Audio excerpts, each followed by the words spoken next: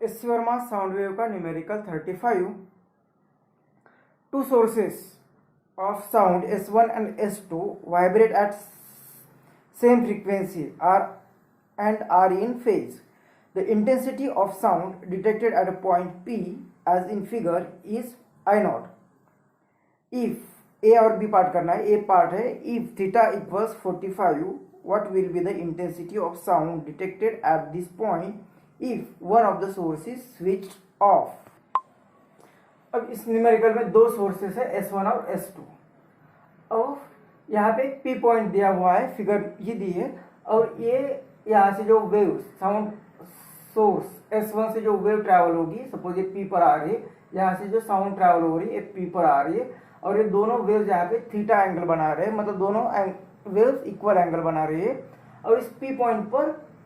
जब ये वेव्स आ जाएगी, अब ये दोनों वेव्स इन फेज भी है और फ्रीक्वेंसी भी सेम है। अब यहाँ पे जो आएगी तब उनकी इंटेंसिटी हमें कहा है कि आई नॉट होगी।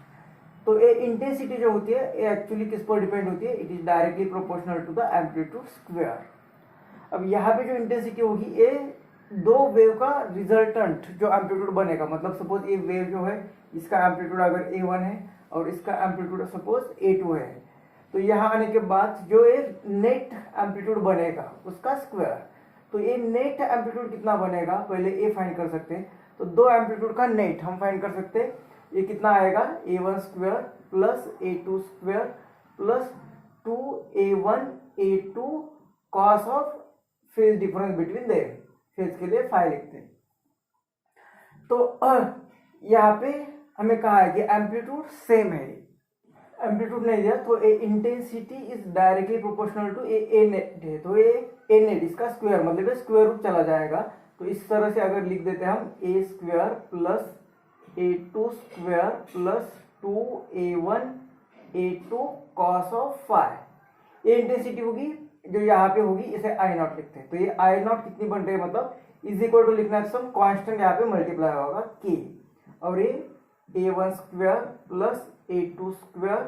Plus 2A1 A2 cos of phase difference between this two waves.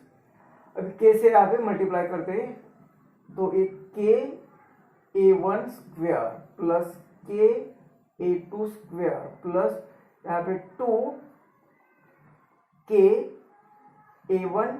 A2 cos of 5। इसके थोड़े एडजस्टमेंट करते हैं इसके लिए, तो ये लिखते हैं आई नॉट इज इक्वल टू के A1 स्क्वायर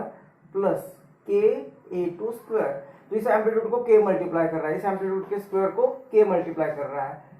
तो प्लस यहाँ पे के मल्टीप्लाई कर रहा है, लेकिन दो एम्पलीट्यूड है तो ये दो के साथ ऐसे थोड़ी सा एडजस्टमेंट करके डिवाइड करेंगे। कैसे? तो ये A1 है तो इसके साथ क्या करते हैं अंडर रूट के लिखते हैं, और ये A2 है तो इसके साथ भी अंडर रूट के लिखते हैं, और ये A2 मतलब यही टर्म लिखी, A2 यहाँ पे लिखा, ये A1 यहाँ पे लिखा, ये A2 यहाँ पे लिखा, और एक के को लिखा रूट के। ये थोड़ी सी एडजस्टमेंट कर दी। तो क्यों करी इक्वेशन से 1 लिखते हैं। तो इसके सपोज हमने देखा कि intensity directly proportional to A net, तो ये पहली जो वेव है इसका एम्पलीट्यूड A1 है तो उसके कारण इंटेंसिटी कितनी होगी, तो उसके कारण इंटेंसिटी सपोज I1 है तो ये directly proportional to the amplitude A1 square.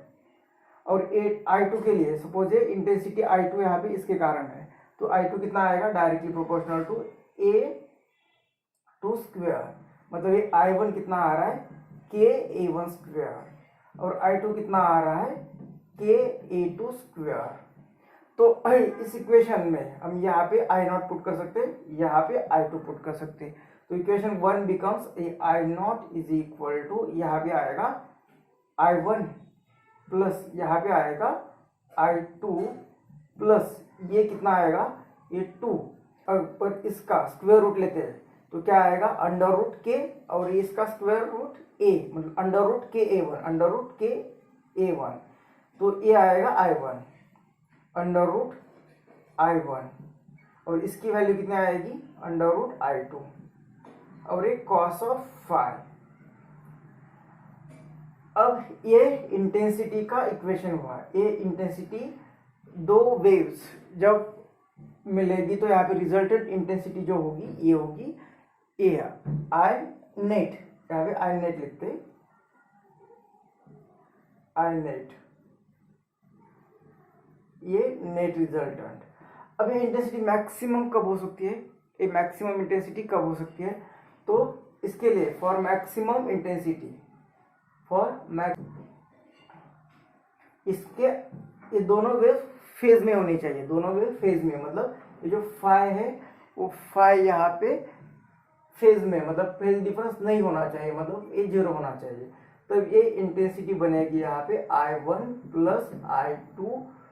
Plus 2 under root I1 I2। अब ये फेज यहाँ पे अगर जीरो है तो cos 0 1 बनेगा, तो ये इक्वेशन बनेगा। और इस इक्वेशन को हम किस तरह से लिख सकते हैं, under root I1 plus under root I2 और इसका स्क्वायर, इसका स्क्वायर मतलब a प्लस बी का स्क्वायर, तो इसका स्क्वायर आएगा a, इसका स्क्वायर आएगा a, और 2 इंटू दिस तो a। तो ये आ रहा है जब हमने मैक्सिमम की कंडीशन यूज की, मतलब ये मैक्सिमम इंटेंसिटी आएगी, तो ये होगी मैक्सिमम इंटेंसिटी। ऐसे लिखा है आई नॉट, तो ये मैक्सिमम आई मैक्स। अगर सपोज दोनों वेव का एम्पलीट्यूड सेम है, मतलब at A1 is equal to A2 is equal to A होगा, तो इंटेंसिटी भी सेम आएगी, क्योंकि intensity directly proportional to square of amplitude, तो इंटेंसिटी भी सेम आएगी। तो इस कंडीशन में ये आई मैक्स कितना आ जाएगा, ये आई लेते हैं अगर, और ये आई, तो अंडर रूट में आई प्लस अंडर रूट में आई, मतलब ये 2 अंडर रूट आई, मतलब 2 टाइम्स ये अंडर रूट आई, और इसका स्क्वायर मतलब आई मैक्सिमम कितनी आएगी, तो 2 का स्क्वायर 4 और इसका स्क्वायर आई, तो इतनी मैक्सिमम इंटेंसिटी आएगी। तो ये मैक्सिमम इंटेंसिटी जो होगी तो एक इंडिविजुअल इंटेंसिटी के 4 टाइम्स रहेगी। अगर हमें क्वेश्चन में पूछा है कि if one of the source is switched off, if suppose S1 और S2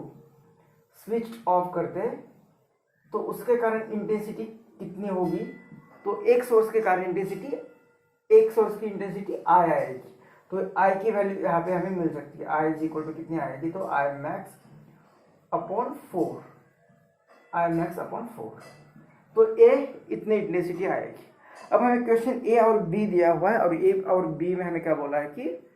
अगर ये एंगल थीटा हो, अगर ये angle theta is equal to, A part में कहा है कि ये 45 हो, तो क्या होगा, ये एंगल 45 है, ये भी थीटा ही मतलब 45 है, तो यहाँ पे जो 2 सोर्सेस है वो फेज में है, मतलब यहाँ पे क्रस्ट यहाँ पे क्रस्ट, और इनको डिस्टेंस कितना ट्रैवल करना है, तो ये 45 ये 45, तो आइसोस्केलस ट्रायंगल, तो इसके सामने की साइड और इसके सामने की साइड दोनों इक्वल बनेगी, मतलब इस वेव को जितना डिस्टेंस ट्रैवल करना है इस वेव को भी उतना ही डिस्टेंस ट्रैवल करना है, तो सेम डिस्टेंस ट्रैवल करना है, और ये फेज में है, तो यहाँ पे आके भी वो वेव फेज में ही रहेगी, यहाँ पे आके फेज में रहेगी, मतलब कोई फेज डिफरेंस नहीं होगा। फेज डिफरेंस नहीं है का मतलब कि यहाँ पे कंस्ट्रक्टिव इंटरफेरेंस होगा, और कंस्ट्रक्टिव इंटरफेरेंस हो रहा है मतलब यहाँ पे इंटेंसिटी मैक्सिमम इंटेंसिटी होगी, और मैक्सिमम इंटेंसिटी कितनी होती है, तो ये होती है maximum intensity 4 times intensity of single source. तो एक सोर्स स्विच ऑफ करने के बाद एक सोर्स के कारण इंटेंसिटी आएगी I max divide by 4। B part भी कहा है कि अगर ये एंगल 45 नहीं होता बल्कि 60 होता तो क्या होता, तो ये एंगल 60 है और तो ये भी एंगल 60 है, दोनों साइड में थीटा दिया है फिगर में, तो ये 60 है तो ये भी 60 है, तो दोनों साइड, तो दोनों इक्वल साइड है, तो इक्वल साइड के इक्वल एंगल के अपोजिट साइड्स भी इक्वल होती है, तो ये साइड भी अगेन इक्वल रहेगी, तो यहाँ पे फेज डिफरेंस नहीं होगा, फेज डिफरेंस नहीं है तो यहाँ पे कंस्ट्रक्टिव इंटरफेरेंस मतलब ए मैक्सिमम इंटेंसिटी, तो एक सोर्स अगर स्विच ऑफ करते तो इंटेंसिटी इतने आएगी, मतलब ए पार्ट और बी पार्ट दोनों का आंसर जो आएगा वो आई मैक्सिमम डिवाइड बाय 4 आएगा। अगर यहाँ पे दूसरा कोई भी एंगल देते तो जब तक ये एंगल भी सेम है तब तक, और दोनों सोर्सेज इन फेज है तब तक यहाँ पे कंस्ट्रक्टिव इंटरफेरेंस ही रहेगा और यही आंसर आएगा।